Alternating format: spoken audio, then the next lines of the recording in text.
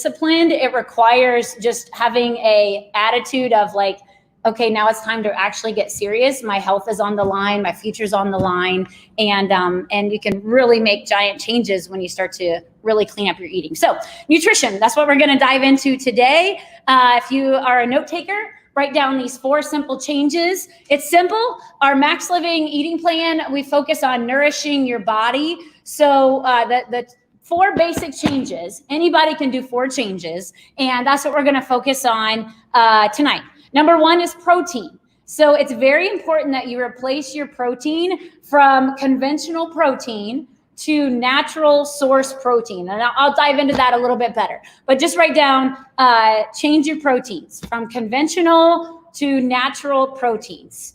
Number 2 is that you want to change your fats. So you got to remove bad fats. There are fats that drive inflammation, that make us sick, that cause heart disease and all these things. But we got to replace them with good fats. So that's another fundamental change is bad fats, replace them with good. And then number 3 is sugar and carbohydrates. You want to remove and refined sugars and refined grains. You want to remove them out of your diet altogether. And then you want to eat a variety of fruits and vegetables every day. Like that should always be the staple of a diet is high amounts of fruits and high amounts of vegetables, more so vegetables over fruits even too. So a myth about meat is that meat causes heart disease, cancer, osteoporosis, kidney disease, that meat is not good for you. And that is a myth. So 4 out of the 5 blue zones, if you guys have heard of the blue zones, they're like parts of the world where they have the healthiest people that live the longest with the least amount of diseases. 4 out of those 5 blue zones, those people eat meat. And so people have been eating meat for, centuries, and meat doesn't cause disease. Though I would say as Americans in general, we probably eat too much meat. Is that meat is sometimes like the main focus of our plate, and then maybe a little bit of vegetable. And so that you do want to make sure that you're not eating too much meat. You don't even have to eat meat every day, but when you're eating the right type of meat, it can actually be very beneficial for your health. So I'm just going to talk a little bit about conventional versus grass-fed. This is, mainly for beef, but conventional beef is grain-fed. So they feed the animals pretty much corn or different type of grains, and they're confined on a feedlot to where they don't really get any grass at all. They're not moving much. They're just eating all sorts of grains. And what that does is that that actually makes the meat higher in omega-6s. Omega-6s are inflammatory in nature, especially when you have too many omega-6s versus omega-3s in your body, then your body, it results in a systemic inflammation. So if you look at that little, chart there, it shows you where grain-fed beef, grain-fed cattle, you see how high they are. The tan color is omega-6 and the green color is omega-3. So you can see the grain-fed beef hardly has any omega-3 and really huge amounts of omega-6. So it's inflammatory in nature. So that type of meat, I encourage you to stop eating it. You do want to make the switch to buying grass-fed beef. These are some of the health benefits of grass-fed beef. It's leaner and it's juicier than grain-fed beef. It's rich in omega-3s, B6 and beta carotene. So it actually has B6 and beta carotene omega-3s. It has CLA in it, conjugated linoleic acid, which improves your metabolism and actually helps immunity. And it's rich in antioxidants, and it has anti-inflammatory compounds. So you look at the grass-fed beef, still has omega-6s, but also has high amounts of omega-3s. So it's about a 3-to-1 to 4-to-1 ratio of omega-6 to omega-3 versus grain-fed beef is a 20-to-1 or 30-to-1 ratio of omega-6 to omega-3s, making it inflammatory versus grass-fed beef is actually anti-inflammatory and higher in minerals and higher in certain types of vitamins as well too. So making the switch of beef is an important thing. So animal products that you want to switch over to buy. Make sure your beef is 100% grass-fed. And that's important. A lot of farmers will raise it on pasture and then finish it with corn or grains. And then that really decreases the omega-3s. So make sure you ask when you're buying beef from a farmer or at the store, is this 100% grass-fed? And a lot of times it'll actually say that on the label. Pastured chicken. I like that terminology better, pastured, rather than versus free range. Because sometimes free range chicken can same thing be inside a barn that has no grass and they're just roaming around and not in a cage, but they're not actually hunting and pecking in the grass and eating bugs and getting that, which gives them high omega-3s and more like good things in their meat. So pastured poultry is kind of the key term you want to look for when you're buying things like chicken. Wild caught fish versus farm raised. Same thing too. Wild caught fish are going to have higher level of omega-3s, making them anti-inflammatory. They're going to have more vitamins, more minerals. They're going to be actually better for your body than farm-raised fish. And then make sure that your dairy is organic and grass-fed dairy. That is also important because most dairy, they're given antibiotics, they're giving hormones that really are detrimental to our health. So you want to make the switch. And I put that as number one for a reason. Because protein has what we call toxic bioaccumulation.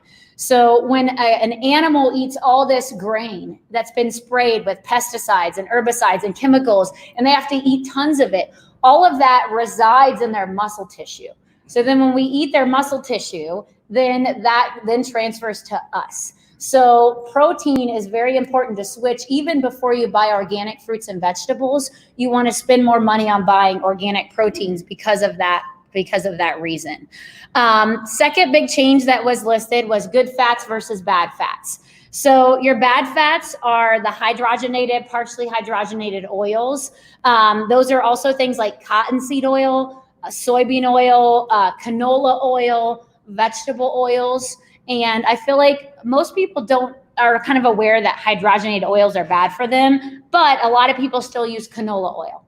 And canola oil is a rancid oil. It's very inflammatory. So you want to get away from using that. But the problem is that those are the type of things that are found in almost every boxed food, packaged food, cracker, cookie, chip, tortilla chip. They're fried, or they use these type of inflammatory oils. So that's the caution of like sometimes one patient asked today, so what are we going to do with all of our food that we can't eat anymore? And I said, well, there's a couple things is that you can either take a trash bag and literally like empty out your pantry, which I think is the best option. And you look in there, and if you see hydrogenated or partially hydrogenated or soybean or cottonseed oil, you throw it in the trash because these are the oils that cause heart disease, they cause cancer, they cause inflammation. These are the bad oils to get rid of. But the good oils, these are the things like extra virgin olive oil, avocados, avocado oil, coconut and coconut products, coconut oil, raw nuts, seeds, and oils as well too. Real butter is a really good fat for your body, preferably organic, grass-fed. You can find that at Kroger or different stores. Raw cheese and yogurt, grass-fed meats, eggs, whole milks, and then whole milks, not skim milks. That's always a big one I find is that a lot of people are still drinking skim milk or low-fat cottage cheese, low-fat yogurt. And fat is where a lot of your fat-soluble vitamins and minerals are. The fat also helps to stabilize the natural sugar that's in dairy. So when you eat a low-fat milk, it will raise your blood sugar higher than if you drink a full-fat milk. And I just think about big picture, if we were meant to separate the cream from the milk, then cows would have been made with a cream separator on their udder, right? They're like, no, it comes out that way. That's how it's produced. Like the more you get back to eating food the way it's meant to be in nature, the less processed it is, the better it is for our bodies. Our bodies know how to handle those natural type of foods like that. Here's really good examples of healthy fats. I'd encourage you to write these down so you can know how to get these in your diet. Things like hemp seeds, chia seeds, flax seeds are high in omega-3s and high in good fats, and they're very good for your body. You can put them in smoothies, you can sprinkle them on salads, you can, just snack on them, with that. But those are very good for you. Raw nuts Any type of nut, walnut, cashews, almonds, pecans, Brazilian nuts, like any of those nuts, as long as they're raw and not roasted. That's a big thing. When you roast nuts, it turns the good fat and the good oil, it makes it rancid. So then they become more inflammatory. So you want to eat them raw. And the best way to eat nuts of all is just sprout them, soak them and sprout them. I don't ever do that at home, but I do buy nuts that are soaked and sprouted. And I'll talk to you about how you can get those, and we'll talk about that a little bit later. And then avocados, great healthy fats for your body. Olives are better than olive oil because you're getting all the good stuff that's in the olive versus just pressing the oil out. Coconut products like coconut milk, coconut flakes, coconut butter, those are all good healthy fats. Salmon, wild-caught salmon, grass-fed beef, and then like we talked about, the cultured, like pasture-raised. See how it says pasture-raised? Pasture-raised organic butter. So that would be a good butter that you would see, Organic Valley, at the store. Every one of our cells is made out of fat. We need fat to have our bodies function properly. It absorbs vitamins. It helps your protect your vital organs. It protects you from extreme temperatures. It regulates your hormones. All of your hormones are made from cholesterol, which is made from fat. It lowers inflammation, makes up 70% of your brain tissue. We see an epidemic of Alzheimer's, dementia, cognitive disorders, and a big reason is because we're missing fat. Fat nourishes our brain. When you're not eating fat, your brain is not going to work the way that it should. And then also healthy fats have CLA, which helps you burn fat, and arachidonic acid, which helps your brain to function better too. So that's number 2 for a reason. Change your proteins. And then add in healthy fats. You got to start adding these good fats into your diet because they're foundational for the health of our cells and our tissues. Okay, here's the one that nobody likes to hear about. So sugar. Sugar is the silent killer. It leads to all these issues, weight gain. If you're overweight, it's probably because you eat too much sugar, too many carbs, too many refined carbohydrates, not because you eat too much fat. It's because you eat too much sugar. It causes heart disease, diabetes, cancer, depression, low energy, fatty liver, skin, aging, and then as well as acne as well too.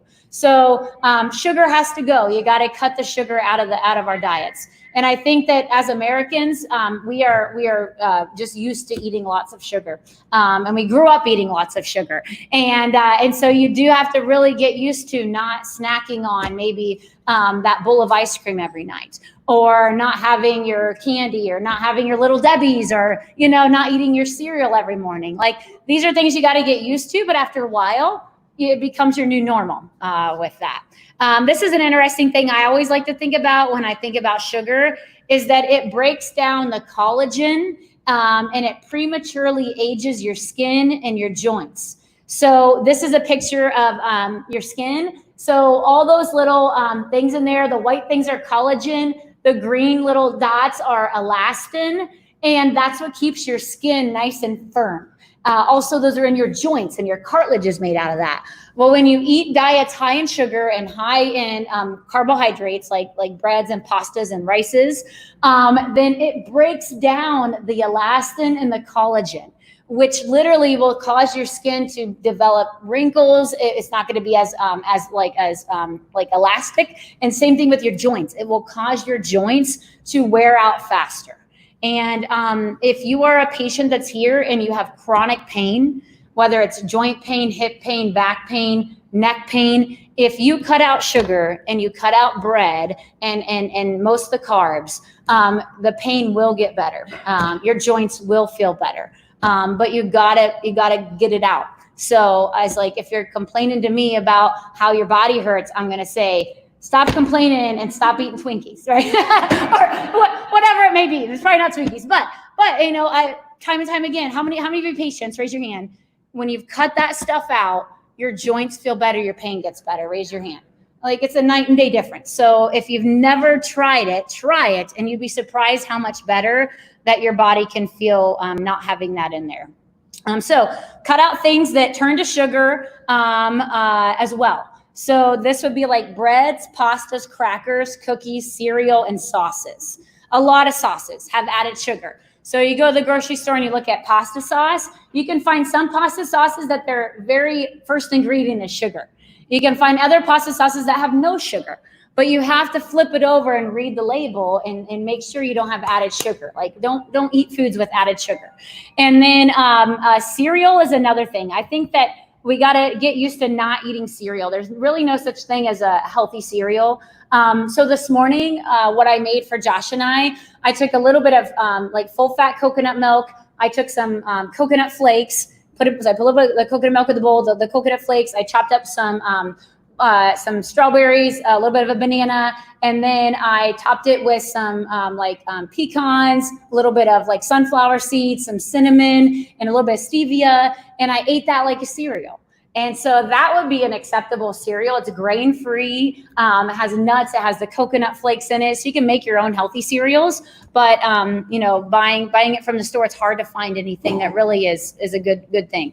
And then packaged and processed foods that come out of a box or out of a bag. What foods come out of a bag? And where else do you get foods that get delivered to you in a bag? Fast food.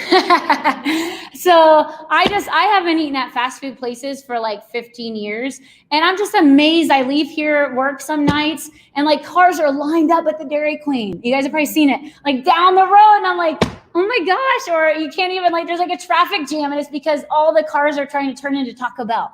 And so healthy people, I would say, I'd encourage you to draw the line in the sand and just be like, I don't eat at fast food anymore. I just don't do it. And because it's the worst of the worst. And so, and even vacation meals, like that's off the radar. You would never catch me on a vacation day eating McDonald's. Like I would not do that. Too. So artificial sweeteners are things like Splenda, the pink packets, the purple packets, aspartame, all those things. They are very toxic to your body. So don't replace sugar with those things. This is kind of your alternative. So use natural sweeteners like stevia. Those are very good. I like to get the little stevia packets. I put those in my coffee in the morning with a little bit of like coconut cream. And that's how I sweeten my coffee in the morning. You can make lemonade out of those little stevia packets. You can bake with stevia and make cookies out of it. Or other things are like monk fruit is a natural plant-based sweetener as well too. Allulose is a sweetener that comes from dates and raisins and figs. And it is a low glycemic sweetener. That's kind of the one that's going to like make popularity here soon. You'll see a lot more things using allulose. Erythritol is a sugar alcohol. It doesn't spike your blood sugar, so it's a better alternative, obviously, than regular sugar. But even things like erythritol, I think that they are very highly processed. So I try to not eat those things all the time. I try to avoid that as much as I can. Honey, maple syrup, and dates are natural sweeteners that are okay to use in moderation. So, and it's best to buy raw honey, and then maple syrup. They talk about grade B maple syrup is better for your body. And then I like to, if I'm really craving something sweet, sometimes I'll just snack on a date, and that kind of craves my sugar cravings. And they're super high in vitamins and minerals, and they have good things for your body versus eating